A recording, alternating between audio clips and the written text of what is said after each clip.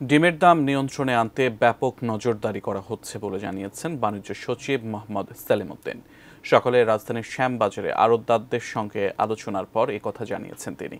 এর আগে পেঁয়াজ, আলু, ডিম ও ভোজ্য তেল সহ নিত্য প্রয়োজনীয় পণ্যের মূল্য স্থিতিশীল ও সরবরাহ স্বাভাবিক রাখার জন্য বিভিন্ন এলাকায় বাজার তদারকিতে নামে বাণিজ্য মন্ত্রণালয় ও জাতীয় ভোক্তা অধিকার সংরক্ষণ অধিদপ্তর।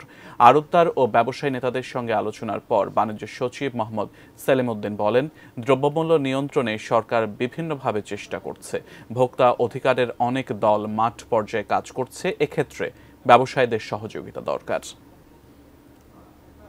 ডিমের বিষয়ে আমরা আমাদের ভোক্তা অধিকার মাঠে কিন্তু গত কয়েকদিন বিভিন্নভাবে ব্যাপক